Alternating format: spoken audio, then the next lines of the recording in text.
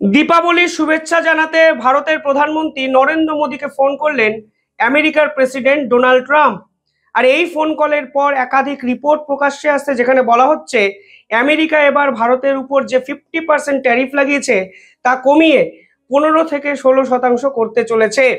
এবং যদি এ কথা সত্যি হয় এবং আলটিমেটলি যদি বাস্তবে এই পুরো বিষয়টি কার্যকর হয়, তাহলে কিন্তু নিঃসন্দেহে ভারতের কাছে কিন্তু সব থেকে বড় জয় হবে সাম্প্রতিক সময়ের ডিপ্লোম্যাটিক সম্পর্কে খাতিরে। কেন হঠাৎ করে ডোনাল্ড ট্রাম্প পিছনে সরলেন? ডোনাল্ড ট্রাম্প পিছনে সরার পিছনে ভারতেরই বা অবদানটা কি, আজকে সবকিছু এই ভিডিওতে আলোচনা করব। তবে তার আগে একটি ভিডিও আপনাদের দেখাতে চাই, যেখানে হোয়াইট হাউসের সকলের সামনে, গোটা বিশ্বের সামনে দিওয়ালি সেলিব্রেশন করে কার্যত চমকে দিলেন ডোনাল্ড ট্রাম্প। এবং তিনি ভারতবাসীকে দীপাবলির শুভেচ্ছা জানালেন এবং পরিষ্কার বুঝিয়ে দিলেন তিনি তার পূর্ববর্তী অবস্থান থেকে 180 ডিগ্রি সরে এসছেন এবং ভারতকে নিয়ে নরম একাধিক চিন্তা ভাবনা তার মাথায় এসছে। তা কিন্তু ডোনাল্ড ট্রাম্পের এবং হোয়াইট হাউস বা আমেরিকার এই কার্যকারিতা দেখেই স্পষ্ট। সত্যি মানে যদি আপনি বিপদে পড়েন, ঠেলায় পড়লে আপনি সবকিছু করতে পারেন, ডোনাল্ড ট্রাম্পকে দেখে কিন্তু আজকে সে কথাই মনে হচ্ছে। যাই হোক, রিপোর্টে কি বলছে? রিপোর্টে বলছে নরেন্দ্র মোদীর সঙ্গে আজকে ডোনাল্ড ট্রাম্পের কথা হয়েছে এবং এই কথা হওয়ার পর দুপক্ষই একে অপরের প্রতি কংগ্রাচুলেট করেছেন, দীপাবলির শুভেচ্ছা বার্তা জানিয়েছেন এবং তারপর ট্রেড টক নিয়ে একাধিক কথাবার্তা হয়েছেন। এবং এর মধ্যে একটি খবর আসে যেখানে বলা হয় অক্টোবরে, মানে এ মাসের শেষের দিকে আসিয়ান সামিটে প্রধানমন্ত্রী নরেন্দ্র মোদী এবং ডোনাল্ড ট্রাম্পের হয়তো একটি বৈঠক হতে চলেছে এবং সেই বৈঠকেই আলটিমেটলি আমেরিকার সঙ্গে ফ্রি ট্রেড এগ্রিমেন্ট নিয়ে পাকা কথাটি ভারত এবং আমেরিকা দুপক্ষরই হয়ে যাবে। এবার কোন কোন জায়গায় ডিসপুট ছিল সেগুলো নিয়ে কি কথা বলা হয়েছে সেটা রিপোর্টে কি বলা হচ্ছে। প্রথমত হলো রাশিয়ান তেল। ভারত পরিষ্কারভাবে ডোনাল্ড ট্রাম্পকে বুঝিয়ে দিয়েছে যে রাশিয়ার থেকে তেল কেনা ভারত বন্ধ করবে না। কিন্তু রাশিয়ার থেকে তেল কেনা বন্ধ না করলেও ভারত এটুকু অ্যাসিওর আমেরিকাকে, এর আগেও যেমন করেছে এখনো করেছে, যে আমেরিকার থেকে এনার্জি প্রোডাক্ট কেনা কিন্তু ভারত বাড়াবে। কারণ ভারতের এনার্জি যে সেক্টর আছে তার 85 থেকে 90% ইম্পোর্ট করতে হয়। যদি আমেরিকা আমাদের পছন্দ মতো দামে দেয়, তাহলে অন্য দেশ থেকে না কিনে আমরা আমেরিকার থেকেও কিনতে পারি। এ তো সহজ কথা। এ তো ভারত শেষ 3 মাস ধরে বলেছে যে আমরা আমেরিকার এগ্রিকালচার প্রোডাক্ট ঢুকতে দেবো না, কিন্তু আমরা এনার্জি সেক্টরে বেশি ইনভেস্ট করব। আমাদের অন্য দেশ থেকে তো নিতে হয়, আমরা আমেরিকার থেকে নেব, সেটা হতে পারে। দ্বিতীয়ত, এখানে মেন যে সমস্যার জায়গাটি ছিল তা হলো ডেয়ারি প্রোডাক্ট রিলেটেড, যে ভারত কখনোই চায় না আমেরিকা তাদের ডেয়ারি প্রোডাক্ট ভারতের মার্কেটে ব্যবহার করুক, কারণ এটা একটা সেন্সিটিভ প্রোডাক্ট।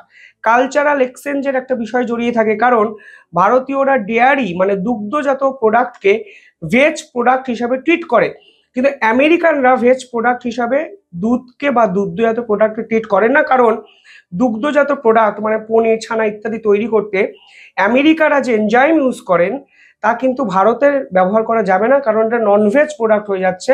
সেটি বাছুরের একটি উৎসেচক বা হরমোন থেকে কিন্তু তৈরি করা হয়। ফলে এই পার্টিকুলার ডিসপুট রিলেটেড বিষয়ে ভারত স্ট্রংলি বলে দেয় যে আমরা কোনো অবস্থাতেই এই নেগোশিয়েট করব না, কিন্তু আমরা যেটা পারি আমেরিকার যে প্রাথমিকভাবে যে নন জেনেটিক্যালি এগ্রিকালচার ক্রপ আছে, যেমন ধরুন সোয়াবিন, যেমন ধরুন কর্ন, এগুলোকে অ্যালাউ করতে পারি ম্যাক্সিমাম। আমরা জেনেটিক্যালি মডিফাইড কোনো কর্নকে অ্যালাউ করব না, সেখানেও একটা সেন্সিটিভিটির প্রশ্ন আছে। ফলে নন জেনেটিক্যালি মডিফাইড কর্নকে আমরা প্রাথমিকভাবে আমেরিকার জন্য ছাড় দিতে পারি। এতটা করতে পারি যা আমরা আগে বলেছিলাম, অর্থাৎ আমরা আমাদের সিদ্ধান্তে অনড় আছি। এবার আপনার কোর্টে বল, আপনি কি করবেন করুন। ডোনাল্ড ট্রাম্প শেষ 2-3 মাস ধরে এত তালবাহানা করলেন, এত কটু কথা ভারতবাসীর উদ্দেশ্যে ভারতের বিপক্ষে বললেন, তা কিন্তু ভারতের কাছে পুরো বিষয়টিকে অত্যন্ত জটিল একটা পরিস্থিতি সৃষ্টি করে দিচ্ছিল, এটা কোনো দ্বিধা নেই আজকে বলতে। কিন্তু পাশাপাশি ভারত যত না বিপাকে পড়ে এই পুরো বিষয়টায়, ডোনাল্ড ট্রাম্প কিন্তু এর থেকেও অনেক বেশি বিপদে পড়েছেন। কারণ ডোনাল্ড ট্রাম্পের ইউএস যে কংগ্রেস আছে তার সেনেটররা, 19 জনের কাছাকাছি সেনেটর ডোনাল্ড ট্রাম্পকে চিঠি দিয়ে বলেছেন যে ভারতের সঙ্গে সম্পর্ক নষ্ট করে শুধুমাত্র আমেরিকার ব্যবসা বাণিজ্যের ক্ষতি করছেন তা নয়, আমেরিকার জিওপলিটিক্যাল গোলও কিন্তু 1 মিনিটে আপনি চুরমার করে দিয়েছেন। অবিলম্বে এটাকে ঠিক করুন। পাশাপাশি এই মুহূর্তে আমেরিকা বিরোধী মানে আমেরিকাতে ডোনাল্ড ট্রাম্প বিরোধী আন্দোলন চরম জায়গায় পৌঁছেছে। আপনারা জানেন সেখানে বলা হয়েছে যে ডোনাল্ড ট্রাম্প আমাদের আমেরিকার কিং হতে পারে না, ডোনাল্ড ট্রাম্পকে সরতে হবে, কারণ ডোনাল্ড ট্রাম্প দায়িত্ব নেওয়ার পর আমেরিকার অর্থনীতি, আমেরিকার মুদ্রাস্ফীতি, আমেরিকার বিদেশ নীতি সব আসলে মুখ থুবড়ে পড়েছে। ফলে ডোনাল্ড ট্রাম্প বুঝতে পারেন ভারতের সঙ্গে এই সংঘাত আসলে আমেরিকাতে কোনো পজিটিভ বার্তা দেয়নি, বা আমেরিকার কোষাগার যে ফুলিয়ে ফাঁপে ঢোল করে দিচ্ছে সেটা নয়। আলটিমেটলি আমেরিকার মানুষ ডোনাল্ড ট্রাম্পের বিরুদ্ধাচরণ করতে শুরু করে দিয়েছেন ডোনাল্ড ট্রাম্পের এই উগ্র, আনপ্রেডিক্টেবল, আনস্টেবল জিওপলিটিক্যাল পলিসির জন্য।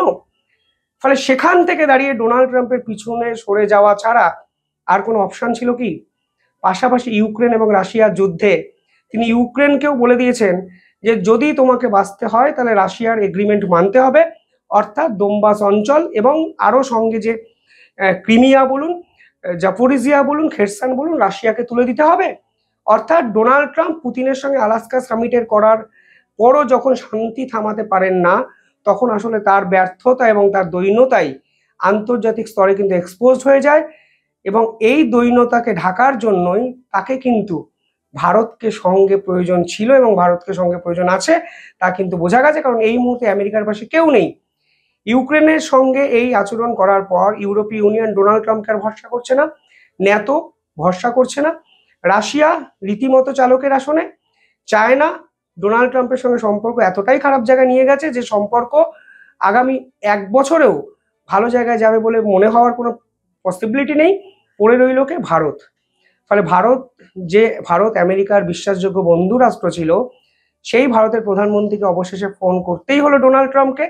এবং ফোন করার পর যে রিপোর্ট সামনে আসছে সেখানে বলা হচ্ছে ভারত এবং আমেরিকার একটি ট্রেড এগ্রিমেন্ট হতে চলেছে। প্রধানমন্ত্রী নরেন্দ্র মোদীর সঙ্গে বৈঠক আসিয়ানে করবেন ডোনাল্ড ট্রাম্প, এবং এই ট্যারিফ কমিয়ে 15 থেকে 16% নিয়ে আসা হবে, যা আলটিমেটলি ভারতের সাম্প্রতিক সময় সব থেকে বড় জিওপলিটিক্যাল জয়। দ্বিধা নেই, আজকে স্বীকার করতে কোনো বাধা নেই, ভারতের কূটনীতিবিদরা, ভারতের পলিসি মেকাররা এবং ভারতের প্রধানমন্ত্রীর নেতৃত্বে যে দল এই ট্রেড এগ্রিমেন্টগুলো করার জায়গায় পৌঁছলেন তাদেরকে কিন্তু সাধুবাদ দিতেই হবে। কারণ আলটিমেটলি যদি এই ডিল কমপ্লিট হয় তাহলে জাতীয় স্বার্থ, ভারতবর্ষের স্বার্থ, ভারতবাসীর স্বার্থ সব কিছু কিন্তু বজায় থাকবে। একই সঙ্গে ভারতও কিন্তু আমেরিকার মার্কেটে রীতিমতো রাজ করতে পারবে, কারণ চায়নার মার্কেট মানে চায়নার দরজা কিন্তু বন্ধ হয়ে গেছে ভারতের জন্য। পাশাপাশি এসসিও সামিট, রাশিয়ার সঙ্গে ভারতের সম্পর্ক, সর্বক্ষেত্রে ব্রিক্স সামিটে ভারতের প্রভাব, সর্বক্ষেত্রে ভারত কিন্তু নিজের মুন্সিয়ানার জোরে একটা দ্বিতীয় বিশ্ব টাইপের তৈরি করে ফেললো শেষ 3 মাসে। যাই হোক, আপনারা কিভাবে দেখছেন পুরো বিষয়টি কমেন্টে জানাবেন। ধন্যবাদ।